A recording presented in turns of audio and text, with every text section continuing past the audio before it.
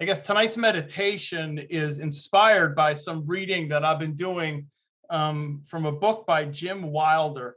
It's called Renovated, and it's a great book.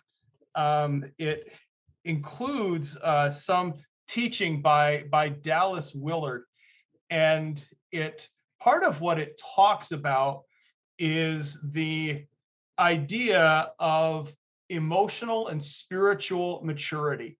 Like what does that look like? And what does it look like for us to be emotionally and spiritually mature people? And one of the things that Dallas Willard talks about in this book is how these two ideas of emotional maturity and spiritual maturity are tied in together very, very closely. And I think that in order for us to understand maturity, right, it's important for us to understand immaturity, right? Sometimes it's easier for us to understand what something is when we understand what something is not. Um, and so part of the book, Willard talks about how the idea of feelings, desires, and emotions can get into this place where our lives are run by, or we are reacting to feelings, desires, and emotions. And he talks about how that is a place of immaturity. And so he talks about how feelings are blind. And think about how in your life there's been a time when you have felt something, but you're not even sure why you feel that way. Like, you have a feeling, whether you're happy, whether you're angry, whether you're frustrated, whether you're sad, whatever the feeling is, you have it, but you can't quite figure out exactly why it is that you have that feeling. And if we try to live our lives based solely upon our feelings, then we're going to end up in a bad place because our feelings change so quickly. Now, it's important to understand that feelings are not bad things, right? Feelings are God-given things. But at the same time, we don't want to let those feelings, we don't want to live our lives based solely upon our feelings, even though they are a piece and a part of what it means to be human. But to try to live any kind of ordered life, any kind of life that's ordered, that has any kind of purpose, that has any kind of sense of calm and stability to it, based solely upon feelings, we're setting ourselves up for disaster, right? And then there's the idea of desires. He talks about our desires, and he talks equally about how our desires are focused on specific objects. Sometimes they are focused on individuals. And throughout a day or a week, we desire many, many different things. If we're hungry, we desire food. If we're tired, we desire sleep. And we could spend some time talking about giving examples of how, at different times during the day, if I'm bored, I desire something to do. And our desires can often be in conflict with each other. I can desire food, and at the same time, I can desire to lose weight. It's like a very real thing in my life these days, right? I desire to lose weight, and at the same time, at about 11 o'clock at night, I know what I'm going to desire. I'm going to desire that bowl of ice cream. And at that point, those two desires, they're in conflict. They're in conflict with each other, right? I desire to speak my mind, and yet at the same time, I desire peace in a relationship. There's sometimes we can't speak our mind, the fullness of our mind, if we desire peace in a relationship. Sometimes we need to learn how to be still and to quiet ourselves. And we can think about other times where I desire to rest, but also I desire to get in good physical shape. So I need to exercise, but my body, I desire to rest. And so our desires can be at conflict with each other. In fact, in James chapter 4, James talks about that. It says, what causes fights and quarrels among you? Don't they come from your desires that battle within you? You desire what you don't have. And so there's times in our lives where, our desires, they battle inside of us. And again, desire in and of itself is not a bad thing. Desire is what helps us to set goals. It's what helps us to work toward achieving something in our lives. But unchecked desire is immature. Unchecked desire is immature, and trying to live a life that is driven solely by desire is going to lead to emotional immaturity. It's going to lead to spiritual immaturity. We're going to be at this place where we're being pulled one way, and then we're going to be pulled another way, and we're not putting our desires through some kind of a filter where we say, well, this is right and this is wrong. This is good and this is bad. This is the direction I want to go into, and these are desires that I need to lay aside. The third thing that he talks about is emotions, and emotions are different than feelings. Emotions are those things that are deep inside of us. They're found in the core of who we are. Things like how we love, how we feel hate, how we feel guilt, how we feel shame, how we feel pride. Those emotions that are deep inside of us, and we all have emotions. A life without emotions would be boring. It would be stale, and yet at the same time, allowing emotions to guide how we experience all of life sets us up for a roller coaster ride, which is going to become eventually very old. It's going to become very scary, and it's not going to be somewhere that we want to be. Allowing emotions to guide how we respond to people or situations is going to lead to damaged relationships that could ruin life, the life that we long for, the life that we hope for. We all know people who have been held captive to their emotions. They don't have the ability to stop and to reflect and to think critically about what is going on inside of them. If they feel it, if they emote it, if it's an emotion that they have, then they're going to act on it, and the whole rest of the world the rest of the world has to deal with it, and is left to pick up the pieces and pick up the baggage. At one point, Dallas Willard writes this. He says, the emotionally mature person is one in whom all of the tensions of desire and feeling and emotion are resolved in the sense of goodness that guides their life. All of their feelings, all of their desires, all of their emotions are under the guidance of what is good. They don't find themselves overwhelmed by their desire to do what is good.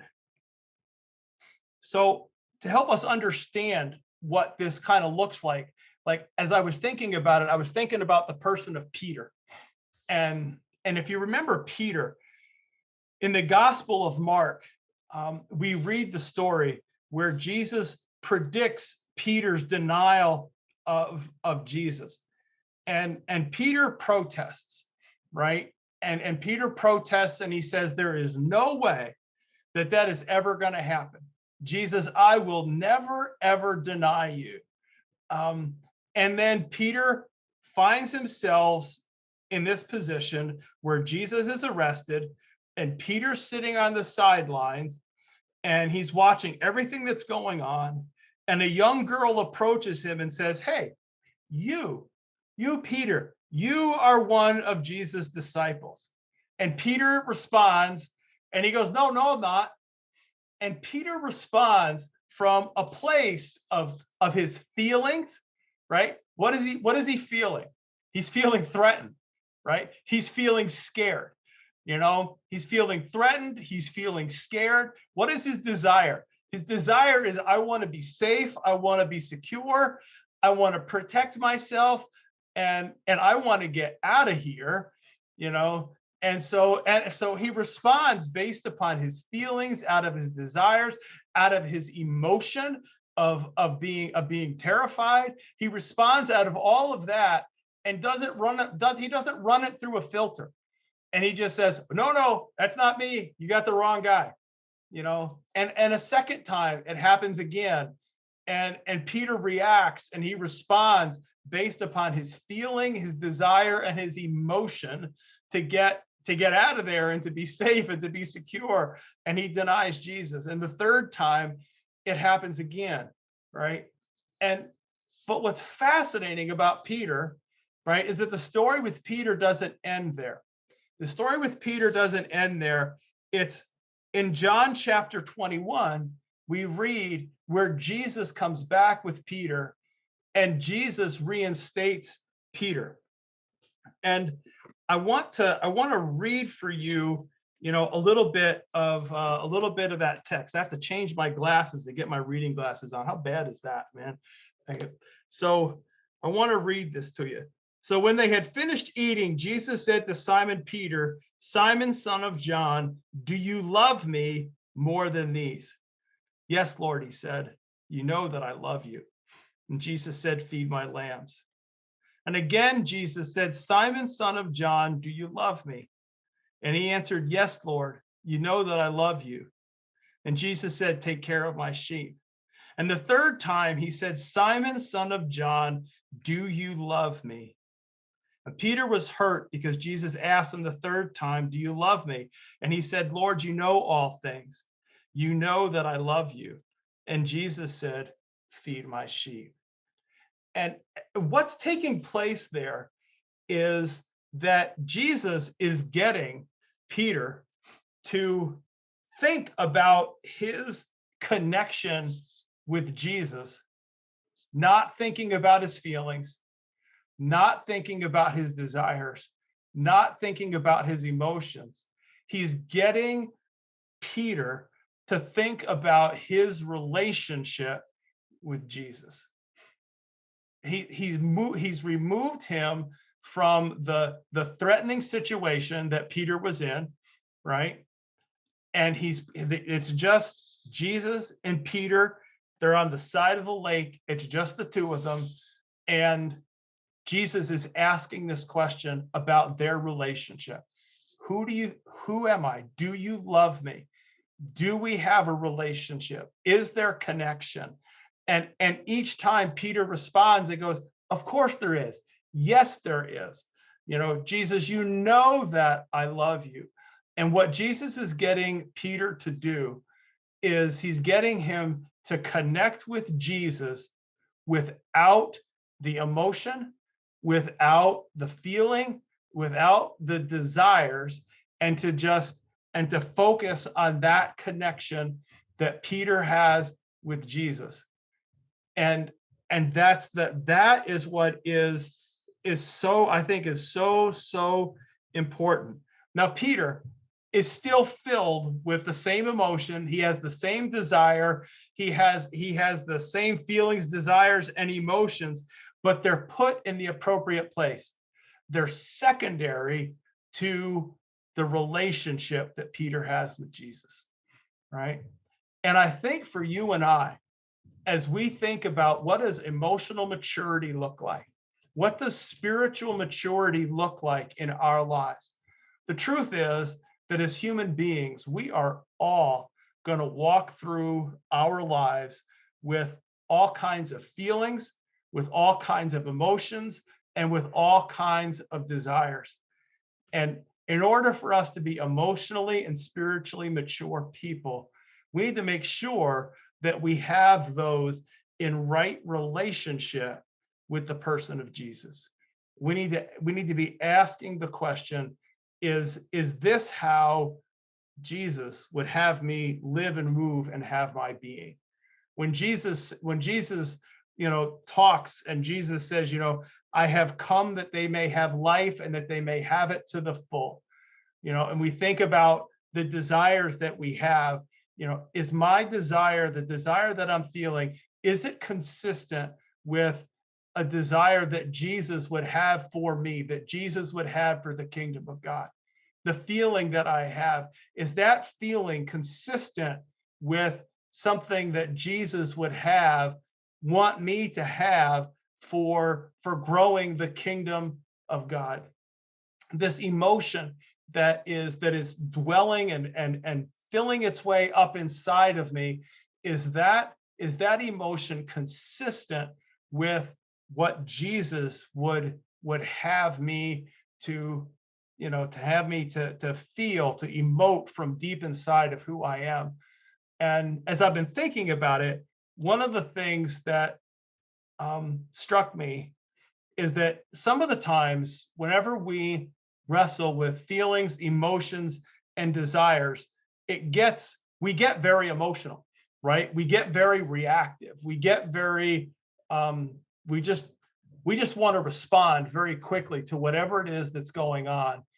And it might do us good to imagine ourselves by the side of the lake with Jesus, to imagine ourselves as Peter, and just take a breath and just say, okay, I'm going to imagine myself, even though I'm all worked up, even though my feelings have me going in 80 different directions, even though my desires have me going in all these different directions, even though my emotions have me, just going all over the place, I'm going to stop. I'm going to take a deep breath, and I'm going to imagine myself standing on the side of the lake with Jesus, and Jesus asking the question, do you love me?